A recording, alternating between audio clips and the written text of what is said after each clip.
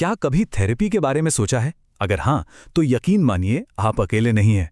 बहुत से लोग इसके बारे में जानना चाहते हैं, लेकिन कुछ सुनी सुनाई बातों और गलत फहमियों की वजह से ना वो पहला कदम नहीं उठा पाते। तो चलिए आज साथ मिलकर इन मिथकों को तोड़ते हैं और देखते हैं कि थेरेपी की असली दुनिया आखिर है कैसी। तो चलिए इस सफर की शुरुआत ना एक बहुत ही पावरफुल लाइन से करते हैं। ये टॉकस्पेस की एक आर्टिकल से है और थेरेपी की सबसे गहरी बात बताती है कि ये एक ऐसी जगह है जहां किसी को सच में समझा और सुना जाता है। मतलब ये सिर्फ प्रॉब्लम सॉल्व करने के बारे में नहीं है, बल्कि उस एहसास के बारे में है जब लगता है कि किसी ने आपको सच में देखा है। तो ठीक है, अब जरा इसमें गहराई से उतरते हैं। सबसे पहले हम उन मिथकों की बात करेंगे जो लोगों को मदद मांगने से पहले ही रोक देते हैं। मतलब वो बुनियादी डर और स्टिग्मा जो थेरेपी के रास्ते में दीवार बनकर खड़े हो जाते हैं। अच्छा, ये शायद सबसे बड़ी, सबसे कॉमन गलतफहमी है। बहुत से लोगों को लगता है कि थेरेपिस्ट के पास जाने का मतलब है कि आप पागल हैं या आपके साथ कोई बहुत बड़ी गड़बड़ हो गई है। और यही सोच, यही डर कई लोगों को मदद मांगने से रोक देता है। पर क्या ये वाकई सच है? असल बात तो ये है कि थेरेपी के लिए कोई बड़ी वजह होना जरूरी नहीं है। लोग कई छोटी बड़ी वजहों से थेरेपी लेते हैं। जैसे हो सकता है कोई अपने काम से खुश ना हो, या कोई अपने साथ एक बेहतर रिश्ता बनाना चाहता हो, या बस अपनी भावनाओं को बेहतर ढंग से समझना चाहता हो।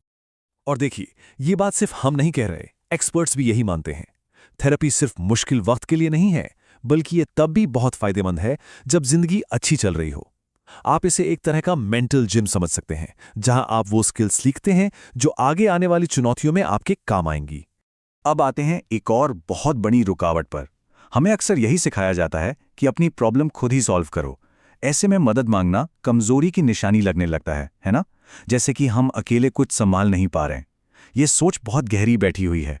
लेकिन असल में ना इस सोच को पलटने की जरूरत है। अपने मानसिक स्वास्थ्य पर ध्यान देना उतना ही जरूरी और जिम्मेदाराना काम है जितना अपनी फिजिकल हेल्थ के लिए जिम जाना। ये कमजोरी नहीं है, बल्कि ये खुद की देखभाल करने का एक बहुत ही मजबूत तरीका है। और ये बात समझना बहुत बहुत जरूरी है। अपनी भावनाओं को स्वीकार करने और उनके बारे में बात करने के लिए बहुत हिम्मत चाहिए।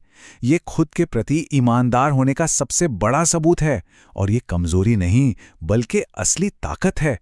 ठीक है, तो अब तक हमने उन मिथकों की बात की जो हमें रोकते हैं। अब आगे बढ़ते हैं और थेरेपी रूम के अंदर झांकते हैं।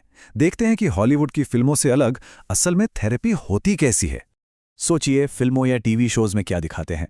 एक अजीब सा कमरा, एक डरावना सा काउच जिस पर आपको लेटना पड़ता है, और एक थेरेपिस्ट जो बस चुपचाप नोट्स लेता रहता है और आपको जज करता है।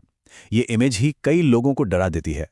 लेकिन असल में थेरेपी बिल्कुल ऐसी नहीं होती। ये एक आरामदायक माहौल में दो लोगों के बीच एक मददगार बातचीत की तरह है।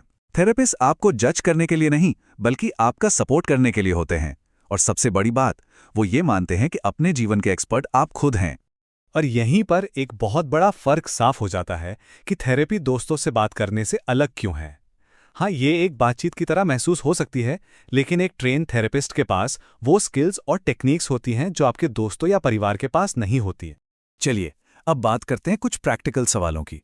वो चीजें जो असल में लोगों को अगला कदम उठाने से रोक सकती हैं, जैसे पैसे, समय और प्राइवेसी की चिंता। तो सबसे पहली और सबसे जरूरी बात, प्राइवेसी। ये जानना बहुत जरूरी है कि आपकी बातें पूरी तरह से सुरक्षित हैं। गोपनीयता थेरेपी का एक बुनियादी नियम है। आपके सेशन पूरी तरह से गोपनीय होते हैं जब तक कि किसी की सुरक्षा को कोई गंभीर खतरा ना हो। तो आइए इन आम चिंताओं को एक एक करके तोड़ते हैं। जहां तक पैसों की बात है तो इसे सस्ता बनाने के कई विकल्प मौजूद हैं। समय की बात करें तो नहीं, ये हमेशा के लिए नहीं होता, और नहीं, हर थेरेपिस्ट आपको दवा लेने के लिए नहीं कहेगा। उनका फोकस टॉक थेरेपी पर होता है। और आपको पता है रिसर्च क्या कहती है? रिसर्च बताती है कि ज्यादातर लोगों को औसतन सिर्फ 8 से 10 सेशंस में ही पॉजिटिव बदलाव दिखने लगते हैं। ये जानकर लगता है ना कि ये किया जा सकता है। तो ठीक है, डर की बात तो हो गई, पर ये कैसे पता चलेगा कि थेरेपी काम कर भी रही या नहीं? मतलब आप सही रास्ते पर हैं, इसके संकेत क्या हैं? तो देखिए, प्रोग्रेस दिखती कैसी है। इसकी शुरुआत ना अक्सर अंदर से होती है। आप अपने विचारों और अपनी भावनाओं को लेकर ज्यादा जागरूक हो जाते हैं। फिर धीरे धीरे ये बदलाव बाहर भी दिखने लगता है। आप मुश्किल हालात को एक नए तरीके से संभालने लगते हैं। और सबसे खास बात, आपके करीबी लोग भी आप में एक पॉजिटिव बदलाव नोटिस करने लगते हैं। ये एक बहुत ही खूबसूरत प्रोसेस है। और हाँ, एक बात याद रखना बहुत बहुत ज़रूरी है। थेरेपी में प्रोग्रेस कभी भी एक सीधी लाइन में नहीं होती। कुछ दिन मुश्किल हो सकते हैं, कुछ हफ्ते ऐसा लग सकता है जैसे आप पीछे जा रहे हैं। ये बिल्कुल नॉर्मल है। ये हीलिंग प्रोसेस का ही एक हिस्सा है, फेलियर का संकेत नहीं। तो आखिर में थेरेपी का मकसद क्या है? इसका मकसद है आपको एम्पावर करना, आपको खुद का सबसे अच्छा वर्जन बनने में मदद करना। और वो बेस्ट वर्जन कैसा होता है, ये हर किसी के लिए अलग होता है।